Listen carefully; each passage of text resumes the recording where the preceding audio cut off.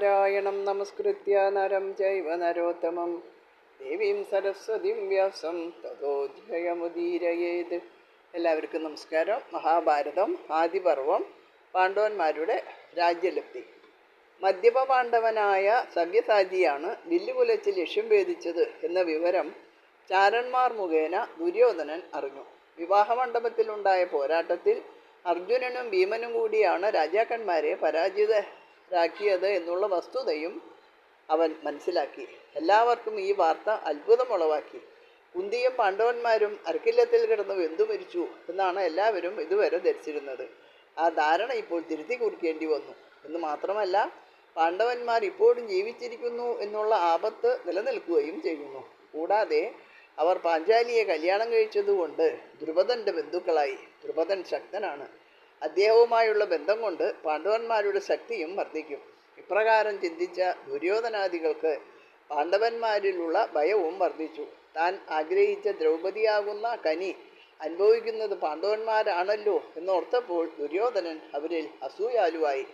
പാണ്ഡവന്മാർ മരിച്ചിട്ടില്ല എന്നറിഞ്ഞപ്പോൾ പ്രജകൾ അതിയായി സന്തോഷിച്ചു. അവരെ ദുര്യോധനാദികൾ കൊല്ലാൻ ശ്രമിക്കുകയായിരുന്നുവെന്ന് എല്ലാവർക്കും വ്യക്തമായി ബോധ്യമായി. കൗരവർ കാണിച്ച കൊടും ചതിയെപ്പറ്റി പലരും പലയിടങ്ങളിലും വെച്ച് പരസ്യമായി സംസാരിച്ചു തുടങ്ങുകയും ചെയ്തു. ഇതെല്ലാം അറിഞ്ഞ ദുര്യോധനനും ശകുനിയും കർണനും കൂട്ടുകാരും ഇനിയും എന്താണ് വേണ്ടത് എന്ന് ഗൗരവമായി ആലോചന തുടങ്ങി. അരക്കില്ലം വെന്തപ്പോൾ പാണ്ഡവന്മാർ മരിച്ചില്ല എന്നുള്ള വസ്തുത വിദുരർക്ക് നേരത്തെ തന്നെ അറിയാമായിരുന്നുവല്ലോ. പാണ്ഡവന്മാർ ദ്രൗപദിയെ വിവാഹം ചെയ്തതും ദുര്യോധനാദികൾ നിരഹങ്കാരരായി ലജ്ജിതരായി ഹസ്തിനപുരിയിൽ മടങ്ങിയെത്തിയതും അറിഞ്ഞപ്പോൾ വിദുരർ നിസ്സീമമായി ആഹ്ലാദിച്ചു. വിദുരർ ധൃതരാഷ്ട്രരുടെ അടുത്ത് ചെന്ന് പറഞ്ഞു, മഹാരാജാവേ, ദ്രൗപദി സ്വയംവരം നടന്നു. അവൾ അങ്ങയുടെ മരുമകളായിരിക്കുന്നു. പാവം ധൃതരാഷ്ട്രർ. അദ്ദേഹം വിചാരിച്ചു ദ്രൗപദിയെ സ്വയംവരത്തിൽ ദുര്യോധനന് ലഭിച്ചുവെന്ന്. അദ്ദേഹം ആനന്ദ തുന്തിലനായി പറഞ്ഞു, ഭാഗ്യം ഭാഗ്യം. എവിടെ ദ്രൗപദി, എവിടെ ദുര്യോധനൻ? രണ്ടുപേരെയും കൂട്ടിക്കൊണ്ടുവരൂ. ഇത് കേട്ട് പുഞ്ചിരിയോടെ വിദുരർ പറഞ്ഞു, ദുര്യോധനനല്ല, പാണ്ഡവരാണ് ദ്രൗപദിയെ വിവാഹം കഴിച്ചത്. ധൃതരാഷ്ട്രർ ഇത് ഇടിവെട്ടേറ്റതുപോലെ സ്തബ്ധനായി. മരിച്ചുപോയി എന്ന് കരുതിയ പാണ്ഡവന്മാർ ജീവിച്ചിരിക്കുന്നോ? അവ ദ്രൗപദിയെ വേട്ടുവോ? ദ്രുപദൻ അവരുടെ ബന്ധുവായി തീർന്നെന്നോ? ഇപ്രകാരമുള്ള ചിന്ത അദ്ദേഹത്തിൻ്റെ മനസ്സിൽ കൂടി മിന്നൽ വേഗത്തിൽ പാഞ്ഞുപോയി. അദ്ദേഹത്തിൻ്റെ മുഖം വിളറി വെളുത്തു. പെട്ടെന്ന് എല്ലാം അദ്ദേഹം മനസ്സിൽ ഒതുക്കി. പുറമെ സന്തോഷം ഭാവിച്ചുകൊണ്ട് വിദുരരോട് പറഞ്ഞു, നന്നായി നന്നായി. പാണ്ഡവന്മാർ മരിച്ചിട്ടില്ല, ജീവിച്ചിരിക്കുന്നു അല്ലേ? വളരെ സന്തോഷം. പാവം കുന്തി, അവൾ എന്ത് കഷ്ടപ്പെട്ടു കാണും. പാഞ്ചാലർ നല്ലവരാണ്. ദ്രുപദനെ നമ്മുടെ ബന്ധുവായി കിട്ടിയിരിക്കുന്നു, വളരെ നല്ലത്. ഇത് കേട്ടപ്പോൾ, മഹാരാജാവേ, അങ്ങേക്ക് എന്നും ഇപ്രകാരമുള്ള ബുദ്ധി ഉണ്ടായിരിക്കട്ടെ എന്ന് പറഞ്ഞിട്ട് വിദുരർ പോയി. തൻ്റെ അച്ഛനും വിദുരരും കൂടി നടത്തിയ സംഭാഷണമെല്ലാം കേട്ടുകൊണ്ട് മറഞ്ഞു വന്നിരുന്ന ദുര്യോധനൻ വിദുരർ പോയി കഴിഞ്ഞപ്പോൾ അച്ഛൻ്റെ മുന്നിലെത്തി. അവൻ്റെ കൂടെ കർണനും ഉണ്ടായിരുന്നു. ദുര്യോധനൻ ചോദിച്ചു, അച്ഛൻ എന്തൊക്കെയാണ് വിദുരരോട് പറഞ്ഞത്? പാണ്ഡവന്മാർ ജീവിച്ചിരിക്കുന്നതിൽ അച്ഛൻ സന്തോഷിക്കുകയാണോ? അവർ ദ്രുപദൻ്റെ ബന്ധുക്കളായി ശക്തി ആർജിച്ചിരിക്കുന്നത് അച്ഛൻ ഇഷ്ടപ്പെടുന്നുണ്ടോ?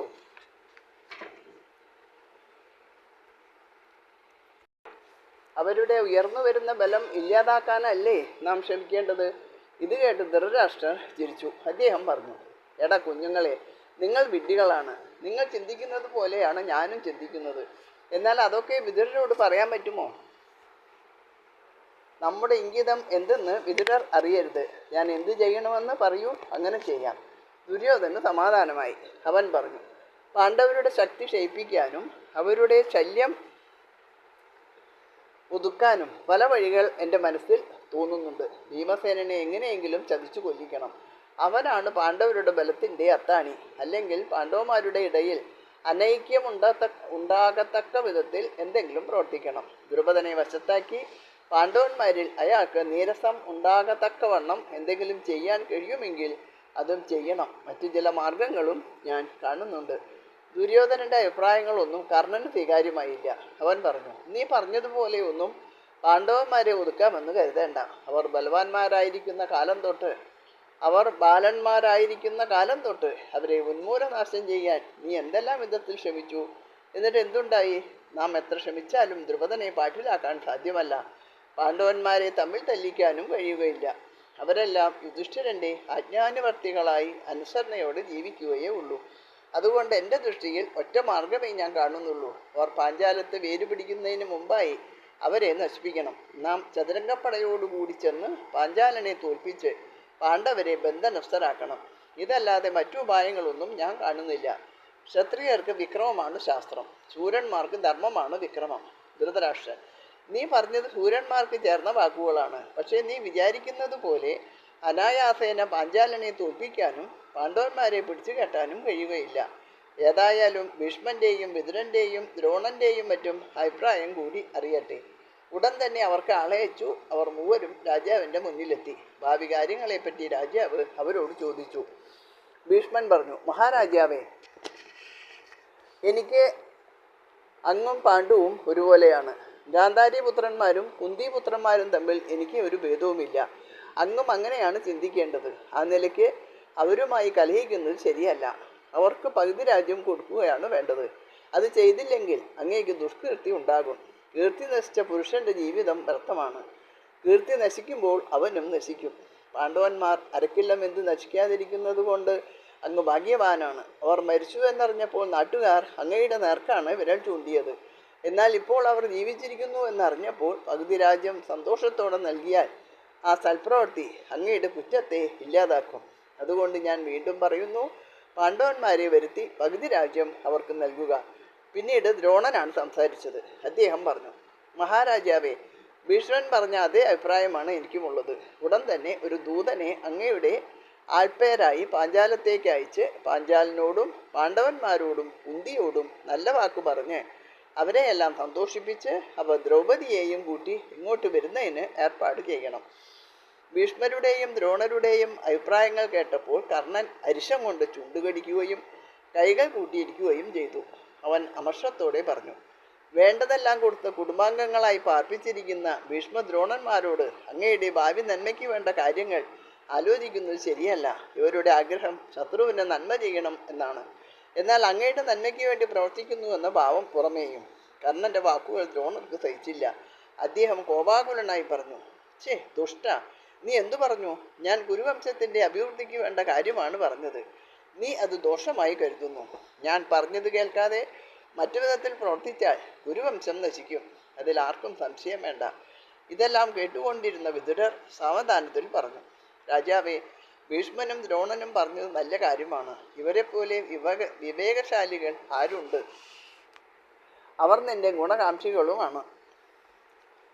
രാധേയൻ നിന്റെ ഗുണകാംക്ഷിയാണെന്ന് എനിക്ക് തോന്നുന്നില്ല. പകയും അസൂയയുമാണ് അവൻ്റെ മനസ്സിൽ നിറഞ്ഞിരിക്കുന്നത്. പാണ്ഡവന്മാർ അജയ്യരാണ്. അവരുടെ ഗുണം അങ്ങയുടെ ഗുണമാക്കി മാറ്റുകയാണ് വേണ്ടത്. അവർ കോപിച്ചാൽ ഭവാന് നാശം സംഭവിക്കും. ബലവാന്മാരായ പാണ്ഡവന്മാരോടൊത്ത് കൃഷ്ണൻ നിൽക്കും.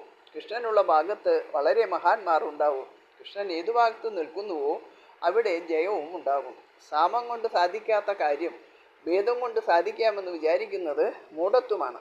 അഭിപ്രായങ്ങളെല്ലാം കേട്ടുകഴിഞ്ഞപ്പോൾ ധൃതരാഷ്ട്രർ വിചാരിച്ചു: ഭീഷ്മനും ദ്രോണനും വിതുരനും തീർച്ചയായിട്ടും മഹാന്മാരാണ്. എൻ്റെ സ്വന്തം അഭിപ്രായങ്ങൾ മറച്ചു വെച്ചിട്ട് അവർ പറഞ്ഞ അഭിപ്രായങ്ങൾ സ്വീകരിക്കുന്നതാണ് ഇപ്പോഴത്തെ പരിതസ്ഥിതിക്ക് ചേർന്ന മാർഗം. എൻ്റെ മക്കൾക്ക് സ്വീകാര്യമല്ലെങ്കിൽ പോലും ഇവർ പറഞ്ഞത് ഞാൻ അനുസരിക്കുകയാണ് വേണ്ടത്. ധൃതരാഷ്ട്രൻ വിതുരരോട് ആജ്ഞാപിച്ചു: വിതുര, അങ്ങ് ഉടൻ തന്നെ പോയി പാണ്ഡവന്മാരെ അമ്മയോടും ദ്രൗപദിയോടും കൂടി കൂട്ടിക്കൊണ്ടുവരിക. ഭീഷ്മനും ദ്രോണനും മഹാരാജാവിൻ്റെ തീരുമാനത്തിൽ സന്തുഷ്ടരായി അദ്ദേഹത്തെ അഭിനന്ദിച്ചു. വിതുരൻ വിലപിടിപ്പുള്ള പല ഉപഹാരങ്ങളോടെ പാഞ്ചാല രാജ്യത്തേക്ക് പോയി. കൃഷ്ണനും ബലരാമനും അപ്പോൾ പാഞ്ചാലത്ത് ഉണ്ടായിരുന്നു. വിതുരനെ എല്ലാവരും ചേർന്ന് സ്വീകരിച്ചു.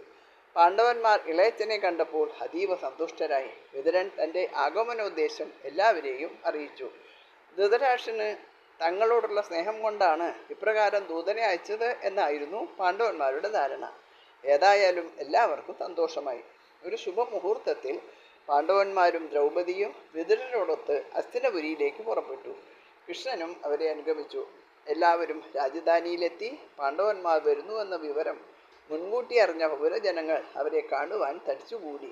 മരിച്ചുപോയി എന്ന് കരുതിയവർ വിജയശ്രീലാളിതരായി തിരിച്ചു വന്നു എന്നറിഞ്ഞപ്പോൾ എല്ലാവരും ആനന്ദസാഗരത്തിൽ ആറാടി. പാണ്ഡവന്മാർ മുത്തച്ഛനെയും വലിയച്ഛനെയും നമസ്കരിച്ചു. അവർ തിരികെ പാണ്ഡവന്മാരെ ആശ്ലേഷിച്ചു. പാണ്ഡവന്മാർക്ക് ഓരോരുത്തർക്കും ഓരോ വീട് സജ്ജമാക്കിയിരുന്നു. അവർ എല്ലാവരാലും ആദരിക്കപ്പെട്ടു. സുഖമായും സന്തോഷമായും അവർ ഹസ്തിനപുരിയിൽ താമസിച്ചു. ഒരു ദിവസം ഭീഷ്മനും ധൃതരാഷ്ട്രനും കൂടി പാണ്ഡവന്മാരെ അവരുടെ മുമ്പാകെ വരുത്തി. ധൃതരാഷ്ട്രൻ പറഞ്ഞു, യുധിഷ്ഠിര, നിങ്ങളും ദുര്യോധനാദികളും കൂടി മേലിൽ യാതൊരു വിധത്തിലുമുള്ള ഛിദ്രവും ഉണ്ടാകാൻ പാടില്ല. അതുകൊണ്ട് നിങ്ങൾക്ക് പകുതി രാജ്യം തരാൻ ഞാൻ നിശ്ചയിച്ചിരിക്കുന്നു. നിങ്ങൾ ഗാണ്ഡവപ്രസ്ഥത്തിൽ പോയി രാജ്യഭാരവും നടത്തി സുഖമായി താമസിക്കുക. നിങ്ങൾക്ക് നന്മയും സ്നേഹവും ഉണ്ടാകും. യുധിഷ്ഠിരൻ അത് സമ്മതിച്ചു. പാണ്ഡവന്മാർ ഗാണ്ഡവപ്രസ്ഥത്തിലേക്ക് പോയി. കൃഷ്ണനും അവരോടൊപ്പം ഉണ്ടായിരുന്നു. സമുചിതമായ ഒരു സ്ഥലം തിരഞ്ഞെടുത്ത് മനോഹരമായൊരു പട്ടണം അവർ നിർമ്മിച്ചു. ആ പട്ടണത്തിന് ഇന്ദ്രപ്രസ്ഥം എന്ന് പേരിട്ടു. വീതിയുള്ള രാജപാതകളും അമ്പരചുംബികളായ മണിമന്ദിരങ്ങളും രമണീയങ്ങളായ പൂന്തോട്ടങ്ങളും കൊണ്ട് അലങ്കൃതമായ ഇന്ദ്രപ്രസ്ഥം ഇന്ദ്രലോകം പോലെ പ്രശോഭിച്ചു. വേദവിദഗ്ധരായ ബ്രാഹ്മണർ, വണിക്കുകൾ, വിദഗ്ധരായ ശില്പികൾ എന്നിവരെല്ലാം നാനാദേശങ്ങളിൽ നിന്ന് ഇന്ദ്രപ്രസ്ഥത്തിൽ വന്ന് താമസം ഉറപ്പിച്ചു. പാണ്ഡവന്മാരെ ഇന്ദ്രപ്രസ്ഥത്തിൽ വാഴിച്ച ശേഷം ബലരാമനും കൃഷ്ണനും ദ്വാരകയിലേക്ക് മടങ്ങി. ഇനി സുന്ദോപസുന്ദന്മാർ.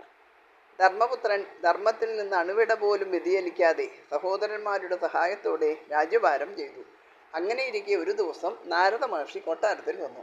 അപ്രതീക്ഷിതമായി മഹർഷിയെ കണ്ടപ്പോൾ പാണ്ഡവന്മാർ ആശ്ചര്യപ്പെട്ടു. അദ്ദേഹത്തെ ബഹുമാനിച്ച് ആദരിച്ച് വിശിഷ്ടമായ ആസനത്തിലിരുത്തി. മഹർഷിയുടെ ആജ്ഞയനുസരിച്ച് പാണ്ഡവരും അദ്ദേഹത്തിൻ്റെ സമീപത്ത് ആസനസ്ഥരായി. മഹർഷി പറഞ്ഞു, നിങ്ങളുടെ ക്ഷേമം അന്വേഷിക്കാനായി മാത്രം ഞാൻ വന്നതാണ്. നിങ്ങൾ സുഖമായിരിക്കുന്നു എന്നറിയുന്നതിൽ സന്തോഷമുണ്ട്.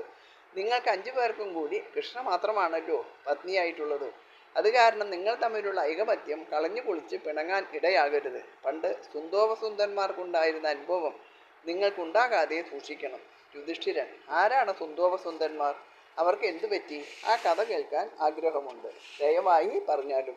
നാരദൻ, അതൊരു പഴങ്കഥയാണ്. എങ്കിലും നിങ്ങൾ അറിഞ്ഞിരിക്കുന്നത് കൊള്ളാം, അതുകൊണ്ട് പറയാം. പണ്ട് ഹിരണ്യകശിപുവിൻ്റെ വംശത്തിൽ നികുംബൻ എന്നു പേരുള്ള ഒരു അസുര രാജാവ് ഉണ്ടായിരുന്നു. അവന് സുന്ദൻ എന്നും ഉപസുന്ദൻ എന്നും 2 പുത്രന്മാരുണ്ടായി. സഹോദരന്മാർ ഭീമവിക്രമന്മാരും ക്രൂരബുദ്ധികളുമായിരുന്നു. ഇരുമയ്യാണെങ്കിലും ഞങ്ങൾ ഒറ്റ കരളാണ് എന്ന് പറഞ്ഞാണ് അവർ ജീവിച്ചത്. പരസ്പര സ്നേഹത്തിൽ അവർ അദ്വിതീയരായിരുന്നു. അവർ ഒരേ വിധത്തിൽ ചിന്തിച്ചു, ഒരേ വിധത്തിൽ പ്രവർത്തിച്ചു. ഒരുമിച്ച് ഉണ്ടു, ഒരുമിച്ച് സല്ലപിച്ചു, ഒരുമിച്ച് ഉറങ്ങി. 3 ലോകങ്ങളും കീഴടക്കണം എന്ന ഒരേ ലക്ഷ്യമായിരുന്നു അവർക്ക് ഇരുവർക്കും. ലക്ഷ്യം കൈവരിക്കാനായി അവർ തപസ് ചെയ്യാൻ തീരുമാനിച്ചു. വിന്ധ്യാദ്രിയിൽ പോയി ഉഗ്രമായ തപസ് ആരംഭിച്ചു. അവരുടെ തപസ് കണ്ട് ഭയപ്പെട്ട ദേവന്മാർ അവരെ അതിൽ നിന്നും പിന്തിരിപ്പിക്കാൻ കനകം മൂലവും കാമിനി മൂലവും പല വിധത്തിലുള്ള പ്രലോഭനങ്ങൾ നടത്തി. വിവിധ തരത്തിലുള്ള മായാജാല പ്രയോഗങ്ങൾ ചെയ്തു. ഇതൊന്നുകൊണ്ടും അവർ അവരുടെ ലക്ഷ്യത്തിൽ നിന്നും വ്യതിചലിച്ചില്ല. അവരുടെ തപസ്സിൽ പ്രീതനായ ബ്രഹ്മാവ് അവരുടെ മുമ്പാകെ പ്രത്യക്ഷപ്പെട്ടു. ബ്രഹ്മാവിനെ പ്രത്യക്ഷത്തിൽ കണ്ടപ്പോൾ സുന്ദോപസുന്ദന്മാർ അത്യധികം ആഹ്ലാദിച്ചു. അവർ അദ്ദേഹത്തെ താണുവണങ്ങി സാഷ്ടാംഗ പ്രണാമം ചെയ്തു. എന്തു വരമാണ് നിങ്ങൾക്ക് വേണ്ടത്? ബ്രഹ്മാവ് ചോദിച്ചു. അസുരന്മാർ ഏകസ്വരത്തിൽ പറഞ്ഞു, സകല മായാവിദ്യകളിലും അസ്ത്രവിദ്യകളിലും ഞങ്ങൾ അതുല്യരായി തീരണം. കൂടാതെ ഞങ്ങൾ ഏറ്റവും ശക്തന്മാരും അമരന്മാരുമായിട്ട് ഭവിക്കണം. ബ്രഹ്മാവ്, നിങ്ങൾ ത്രൈലോക്യം കീഴടക്കാൻ വേണ്ടി തപസ് ചെയ്തവരാണ്. അതുകൊണ്ട് അമരത്വം നൽകി മരണത്തിൽ നിന്നും മോചിപ്പിക്കാൻ സാധ്യമല്ല. നിങ്ങളുടെ മറ്റ് ആഗ്രഹങ്ങളെല്ലാം സാധിച്ചു തരാം. സുന്ദോപസുന്ദന്മാർ, എങ്കിൽ ത്രിലോകത്തിലുള്ള ചരാചരങ്ങളിൽ ഒന്നിൽ നിന്നും ഞങ്ങൾക്ക് മരണം സംഭവിക്കരുത്. ഞങ്ങൾ മരിക്കണമെങ്കിൽ ഞങ്ങൾ തമ്മിൽ കലഹിച്ചു കൊല്ലണം. ബ്രഹ്മാവ് സമ്മതിച്ചു. അപ്രകാരം അവർക്ക് വരം നൽകി. അവർ സ്വഗ്രഹത്തിലേക്ക് മടങ്ങി. 3 ലോകങ്ങളും തങ്ങളുടെ കാലടി കീഴിൽ ഒതുക്കുന്നതിനുള്ള ശ്രമം ആരംഭിച്ചു. വിപുലമായ സൈന്യ സജ്ജീകരണങ്ങൾ ചെയ്ത് ദേവലോകത്തെത്തി. ബ്രഹ്മാവിൻ്റെ വരപ്രദാനം കൊണ്ട് അവധ്യരായ അവരോട് ഏറ്റുമുട്ടിയ ദേവന്മാർ പരാജിതരായി പലായനം ചെയ്തു. പിന്നീട് പാതാള ലോകത്തിൽ പോയി പാതാളം പിടിച്ചടക്കി. അടുത്തതായി ഭൂമിയിൽ ആധിപത്യം ഉറപ്പിക്കുന്നതിനായി ഒരറ്റം മുതൽ മറ്റേ അറ്റം വരെ അവർ സഞ്ചരിച്ചു. രാജാക്കന്മാരെ കൊന്നു, രാജ്യങ്ങൾ പിടിച്ചടക്കി, ജനങ്ങളെ ദ്രോഹിച്ചു, മുനിമാരെ മർദ്ദിച്ചു, ആശ്രമങ്ങളും യാഗശാലകളും നശിപ്പിച്ചു. എല്ലാവരും സംഭീതരായി. എവിടെയും കഷ്ടപ്പാടും രോദനവും മാത്രം. അവസാനം ദേവന്മാരും മഹർഷിമാരും ബ്രഹ്മാവിൻ്റെ മുന്നിലെത്തി. സുന്ദോപസുന്ദന്മാരുടെ ക്രൂരകർമ്മങ്ങളെപ്പറ്റി വിരിഞ്ചനെ വിവരിച്ച് കേൾപ്പിച്ചു. അപ്പോൾ ലോകപിതാമഹനായ ബ്രഹ്മാവ് അവരോട് പറഞ്ഞു, നിങ്ങൾ ഭയപ്പെടേണ്ട, ഞാൻ അവരെ കൊല്ലാനുള്ള വഴി കണ്ടുവച്ചിട്ടുണ്ട്. ചതുർമുഖൻ ദേവശില്പിയായ വിശ്വകർമാവിനെ വിളിച്ചു വരുത്തി പറഞ്ഞു, ഇതുവരെ നീ സൃഷ്ടിച്ചിട്ടില്ലാത്ത വിധത്തിൽ സൗന്ദര്യരസം വഴിഞ്ഞൊഴുകുന്ന ഒരു തരുണിമണിയെ സൃഷ്ടിക്കുക. വിശ്വകർമാവിന് കാര്യം മനസ്സിലായി. അദ്ദേഹം അനുപമമായ ലാവണ്യത്തോടു കൂടിയ ഒരു ലതാംഗിയെ സൃഷ്ടിച്ചു. ത്രിലോകങ്ങളിൽ ഒട്ടാകെയുള്ള സുന്ദര വസ്തുക്കളിൽ കാണുന്ന സൗന്ദര്യാംശം എല്ലാം കൂട്ടിച്ചേർത്തുണ്ടാക്കിയ ആ മോഹിനിക്ക് ബ്രഹ്മാവ് തന്നെ പേര് തിലോത്തമ. തിലോത്തമ ബ്രഹ്മദേവനെ കുമ്പിട്ട് അജ്ഞാനുവർത്തിനിയായി നിന്നു. ബ്രഹ്മാവ് പറഞ്ഞു, തിലോത്തമേ, നീ സുന്ദോപസുന്ദന്മാരുടെ അടുത്തേക്ക് പോവുക. അവർ നിന്നിൽ പ്രേമപരവശരാകത്തക്കവണ്ണമുള്ള അടവുകൾ ചവിട്ടുക. അത് കാരണം അവർ തമ്മിൽ വൈരികളായി തീരണം. അതിന് വേണ്ടതായ കൗശലങ്ങൾ പ്രയോഗിക്കുക. അപ്രകാരമാകാം എന്ന് പറഞ്ഞ് വിരിഞ്ചനെ വന്ദിച്ചിട്ട് തിലോത്തമ സുന്ദന്മാരെ അന്വേഷിച്ചു പോയി. 3 ലോകങ്ങളും ജയിച്ച് ഏകാധിപതികളായി തീർന്ന സുന്ദന്മാർക്ക് എതിരാളികൾ ഇല്ലാതായി. തന്മൂലം അവർ സമയം മുഴുവൻ മദ്യത്തിലും മദിരാക്ഷികളിലുമായി കഴിച്ചുകൂട്ടി. ഒരു വസന്തത്തിൽ അവർ സ്ത്രീകളുമൊത്ത് വിന്ധ്യാദ്രിയിൽ വിഹരിക്കുന്ന സമയത്ത് തിലോത്തമ അവിടെ എത്തി. സർവാഭരണ വിഭൂഷിതയായി നേർത്ത പട്ടുവസ്ത്രങ്ങളും ഉടുത്ത് രാഗലോലയായി മൂളിപ്പാട്ടും പാടിക്കൊണ്ട് പൂവെറുക്കുന്ന അവളെ സുന്ദന്മാർ കണ്ടു. അവർ ഇരുവരും മദ്യലഹരിയിൽ മുഴുകിയിരുന്നു. ആദ്യം അവളുടെ അടുത്ത് ഓടിയെത്തിയ സുന്ദൻ അവളുടെ വലം കൈ പിടിച്ചു. തൊട്ടു പിന്നാലെ എത്തിയ ഉപസുന്ദൻ അവളുടെ ഇടതുകരവും ഗ്രഹിച്ചു. സുന്ദനും ഉപസുന്ദനും പരസ്പരം നോക്കി രണ്ടുപേരും ക്രുദ്ധരായി. സുന്ദൻ പറഞ്ഞു, ഞാനാണ് ഇവളുടെ കരം ആദ്യം ഗ്രഹിച്ചത്, അതുകൊണ്ട് ഇവൾ എൻ്റെ ഭാര്യയാണ്, നിന്റെ ജ്യേഷ്ഠത്തിയുമാണ്. ഉപസുന്ദൻ, ഹേയ്, ഇവൾ എൻ്റെ ഭാര്യയാണ്, അതുകൊണ്ട് നിന്റെ അനുജത്തിയാണ്. ഇവൾ എൻ്റേത് മാത്രമെന്ന് സുന്ദൻ, അതല്ല, ഇവൾ എൻ്റേത് മാത്രമെന്ന് ഉപസുന്ദൻ. തർക്കം മൂത്തു. തർക്കം വാക്കുകളിൽ ഒതുങ്ങാതെയായി. മതിമറന്നവർ ഗതയെടുത്തു. പരസ്പരം പോരാടി. ഉഗ്രമായ പോരാട്ടമായിരുന്നു. അവസാനം രണ്ടുപേരും മല പോലെ മറിഞ്ഞു വീണു മരിച്ചു. ദേവകളും മുനികളും മനുഷ്യരുമെല്ലാം അവരുടെ കാലടിക്കീഴിൽ നിന്നും മോചനം നേടി. അതുവരെ ഒരേ മെയ്യായി കരുതി ജീവിച്ചിരുന്ന സുന്ദോപസുന്ദന്മാർ ഒരു സ്ത്രീ കാരണം കലഹിച്ചു മരിച്ചു. അതുപോലെ ദ്രൗപദി മൂലം നിങ്ങൾ ഛിദ്രിക്കാൻ ഇടവരരുത്. നിങ്ങൾ ക്രമം വെച്ച് അവളോടുകൂടി ജീവിക്കണം. നാരദൻ പറഞ്ഞ കഥ അദ്ദേഹം നൽകിയ ഉപദേശവുമാണ് എന്ന് പാണ്ഡവന്മാർക്ക് തോന്നി. അവർ തമ്മിൽ ആലോചിച്ച ശേഷം നാരദ മഹർഷിയോട് ഉണർത്തിച്ചു. കൃഷ്ണ 1 കൊല്ലം ഒരാളുടെ മാത്രം സഹധർമ്മിണിയായിരിക്കും. ആ കാലയളവിൽ ഭാര്യാഭർത്താക്കന്മാർ ഒരുമിച്ചിരുന്നിടത്ത് മറ്റൊരാൾ കയറി ചെന്ന സഹോദരൻ കൊട്ടാരം വിട്ട് 12 വർഷം തീർത്ഥാടനം നടത്തണം. ഇത് ശരിയായ വ്യവസ്ഥയാണ് എന്ന് നാരദൻ അവരോട് പറഞ്ഞു. പാണ്ഡവന്മാർ ഈ അവസ്ഥ പാലിക്കുമെന്ന് സത്യം ചെയ്തു. നാരദ മഹർഷി പാണ്ഡവന്മാരെ ആശീർവദിച്ചിട്ട് ഇന്ദ്രപ്രസ്ഥം വിട്ടുപോയി. ഇതോടുകൂടി ഈ കഥ ഇവിടെ അവസാനിച്ചു. എല്ലാവർക്കും നമസ്കാരം.